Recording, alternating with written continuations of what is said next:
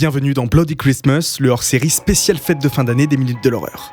Chaque jour pour attendre Noël, nous vous offrons un podcast exclusif. Faits divers, meurtres, enlèvements et tueurs en série, blottissez-vous sous la couette et laissez-moi vous conter leurs histoires.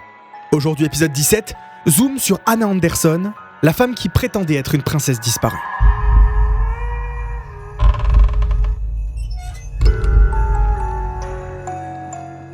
Vous connaissez peut-être déjà le massacre de la famille Romanov, la famille du dernier empereur russe en 1918.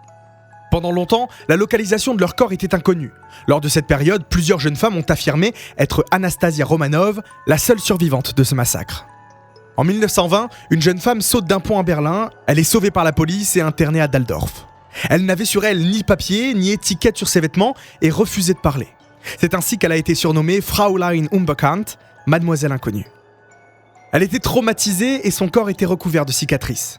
Au bout de 6 mois, elle commence à parler en allemand avec un fort accent russe.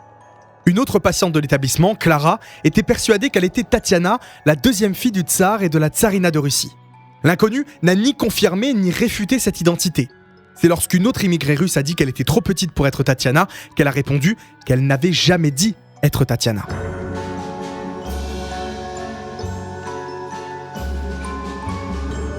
Clara, à sa sortie de l'asile, a cherché des servantes et des membres de la cour russe pour qu'ils viennent reconnaître la jeune femme. Rien qu'en la voyant, ils étaient sûrs qu'elle était Anastasia Romanov, 17 ans au moment du massacre.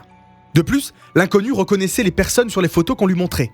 Après 2 ans passés à l'asile, l'inconnue, maintenant appelée Anna Anderson, a commencé à être harcelée par les tabloïds et toutes les personnes qui voulaient prouver qu'elle était Anastasia. Elle a vécu de château en château, invitée par d'anciens amis de la famille royale. Une enquête a même été ouverte pour prouver son identité et pour lui permettre d'hériter des biens de la famille.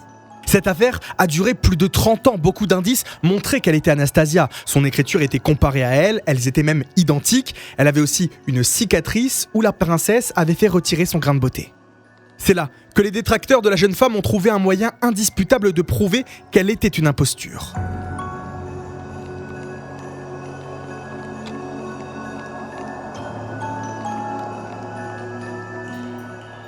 Elle s'appellerait en réalité Franziska et ce serait une ouvrière polonaise. Un journal allemand éminent a sorti un article expliquant qu'Anna Anderson était Franziska, une jeune travailleuse qui aurait perdu la tête et disparu après une explosion. Peu de temps après cette disparition, Anna a été retrouvée à Berlin. Le frère de Franziska a affirmé que c'était bien sa sœur. En 1970, la Cour suprême a annoncé qu'il était impossible de prouver qu'elle soit ou ne soit pas Anastasia Romanov. Anna a ensuite émigré aux États-Unis où elle s'est mariée avec Johnny Coatmanan, un professeur d'histoire et généalogiste.